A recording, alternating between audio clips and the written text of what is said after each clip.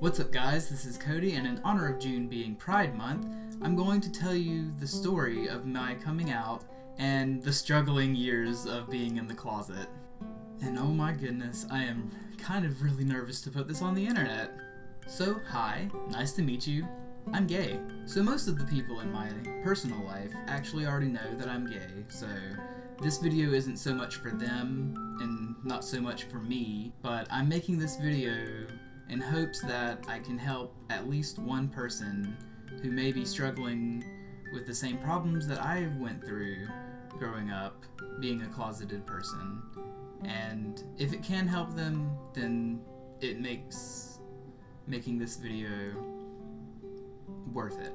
So at a very young age, I was showing signs that I was different from all the other boys that were in my age group. For example, when I was 4 years old, one of my favorite shows to watch was Sailor Moon, and I loved Sailor Moon. Like, Sailor Moon was my favorite, my very first anime when I was growing up, and I loved the outfits, I loved Tuxedo Mask. 4-year-old me found Tuxedo Mask to be a very cute boy. And I'm sure when I was 4, I just thought that he was really cool and that he was one of my favorite characters on Sailor Moon. But looking back on it now, I kind of see that I liked him because he was cute. Not in a sexual way, obviously, because I was 4. Like, guys, I was 4. I just thought he was cute.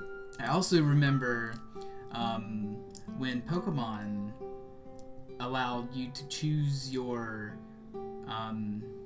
to be a boy or a girl for the first time in Pokemon Crystal, and I was so excited to get that game just so I could play as a female character. And whenever people would ask me why I chose the female characters in Pokemon from Generation 2 to Generation 4, I always said that I found that I always wanted to play as the cute character, and that the male characters, I didn't really like their design.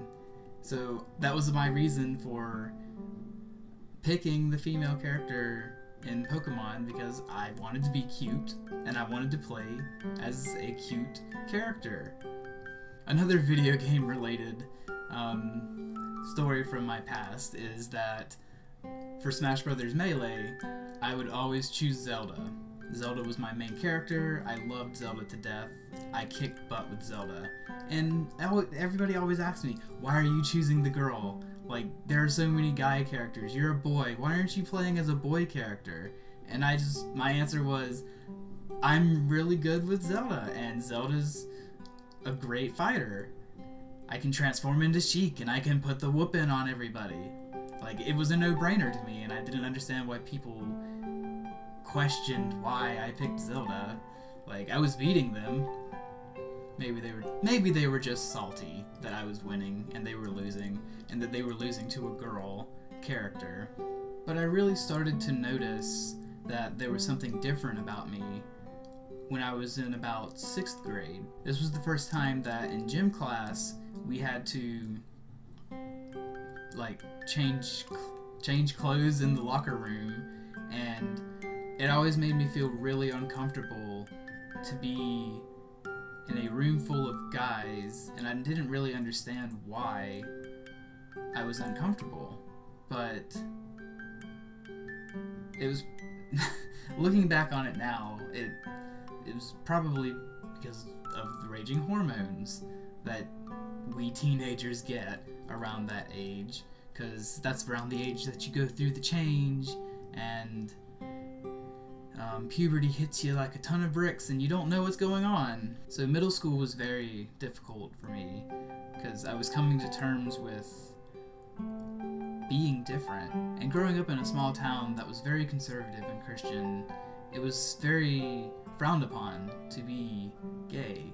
And just knowing that growing up in that kind of environment made me push back all of these feelings that I was having, and I didn't want to be gay.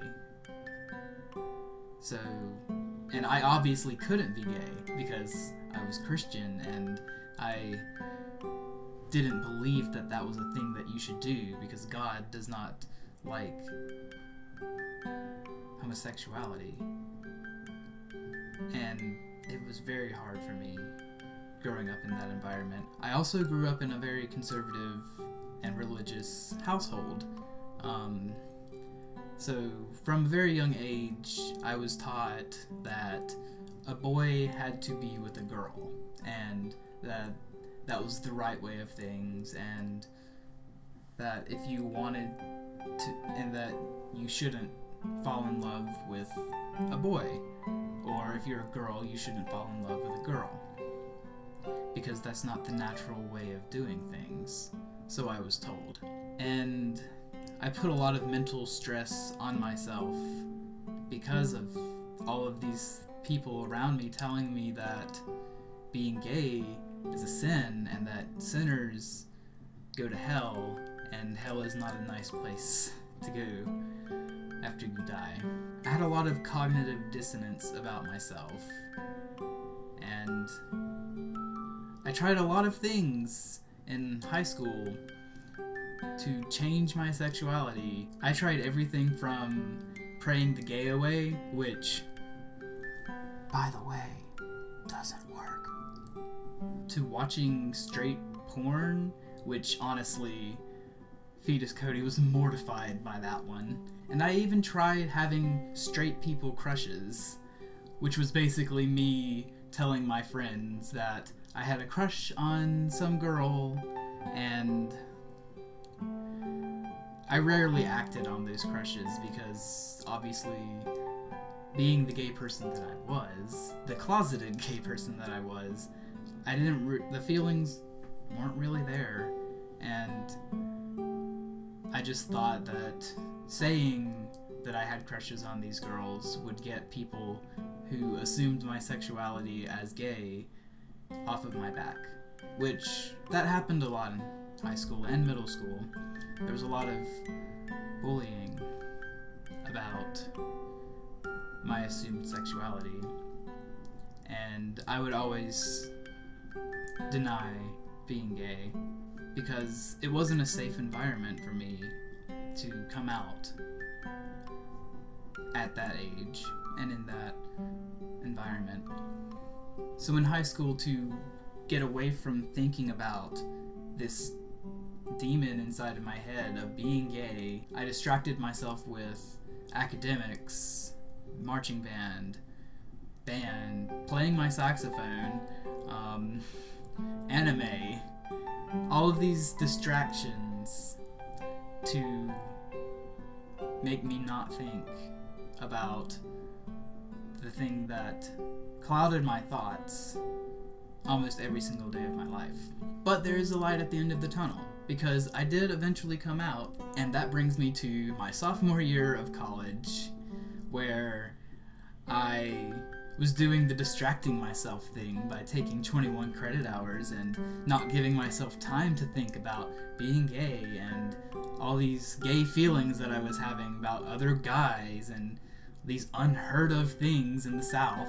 But the 21 credit hours in college didn't distract me enough, because in my sophomore year, I thought about being gay a lot more than I ever had before. It was eating me away, and I had to tell someone. So I decided to tell my closest cousin that, over the phone, that I was gay. Now, my cousin was brought up in the same kind of conservative Christian home that I was raised in, and at first, he didn't really take it well. He took a couple of days, but luckily, he called me back, and he told me that he loved me, and that he accepted me for who I am, and that he would always accept me for who I am, because being gay doesn't change the person that you are. It just changes who you fall in love with. And I was very lucky that the first person I came out to took it very well and was supportive. So, going from there, coming out was like a domino effect. I told one person, then I told the next person. Now, my best friend and I have been friends since 4K, and we actually went to the same school, from elementary school to middle school to high school and 2 years in college. And since my sophomore year was my big coming out year, she was the second person that I told. And she took it very well, and I was so surprised. I was so nervous to tell her because she wasn't family like my cousin. And I thought that she was going to just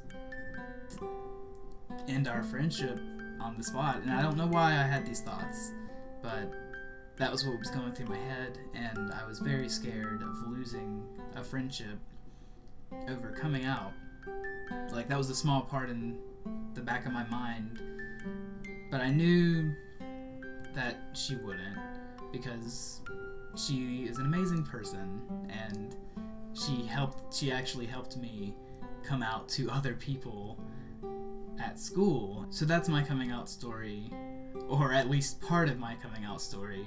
I plan on making future videos of making specific coming out points, because I have a few really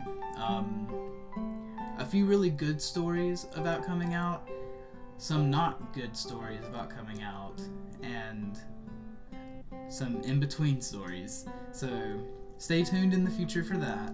But I'm going to end on this. I want you to remember that coming out is not a race. Some people are ready sooner than other people due to the situation that they're in. The important thing to remember is that you should come out at your own pace when you're ready. When you feel safe, and when you feel that you're at a point in your life where you feel like you can present the real you to the world. And when you do, I hope that you have the best coming out experience that you possibly can, because life is not worth living in the closet.